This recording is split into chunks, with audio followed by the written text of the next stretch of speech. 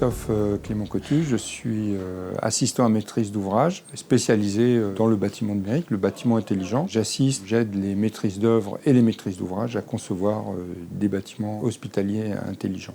Je suis Claire Duclos-Prévé, je suis architecte, docteur en architecture. Je suis spécialiste en conception computationnelle et plus spécifiquement en design génératif. J'étudie les algorithmes d'optimisation génétique, les modèles à base d'agents et puis plus récemment les algorithmes de deep learning pour créer des applications pour les architectes et pour l'architecture.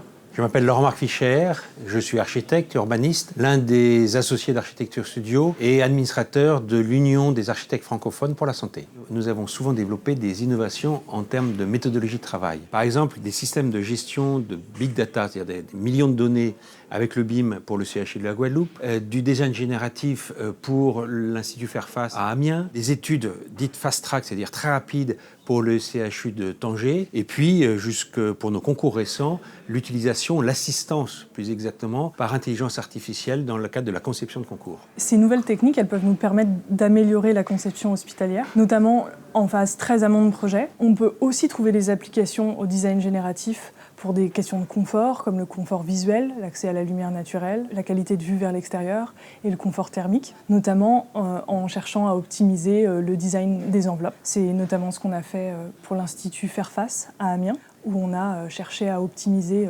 l'accès à la lumière naturelle indirecte via des réflexions de la lumière sur les éléments de l'enveloppe et à minimiser l'ensoleillement direct qui peut provoquer des risques d'éblouissement, mais aussi des surchauffes estivales. La révolution numérique est en train de toucher le bâtiment. Un des objectifs, c'est de transformer ou de faire un bâtiment une plateforme de service pour les usagers du bâtiment, que ce soit les patients, le personnel soignant, les accompagnants et également tous les personnels logistiques ou les personnels support, des fonctions support de l'hôpital, sans qui rien ne fonctionne. Donc l'hôpital digital, en fait, c'est dans les solutions technologiques qu'on va déployer, vont être d'origine de plusieurs solutions. Et un des objectifs, c'est d'accompagner numériquement la conception, la réalisation et l'exploitation de l'hôpital. Et support numérique, l'objectif va être d'assurer la continuité d'exploitation du bâtiment sur tout son cycle de vie. Le principal objectif, c'est de décharger les soignants de toutes les fonctions, de toutes les tâches logistiques qu'ils réalisent aujourd'hui, et en même temps de professionnaliser et de donner une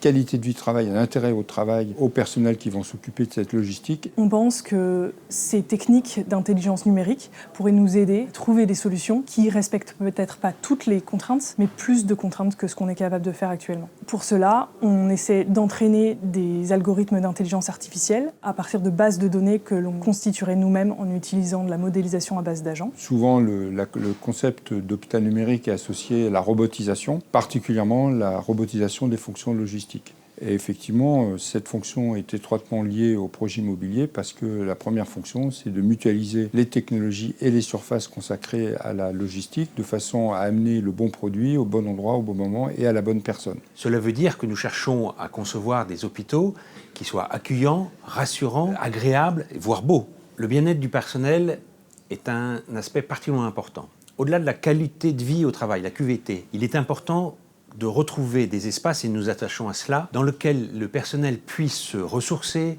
se reposer, se retrouver lui-même.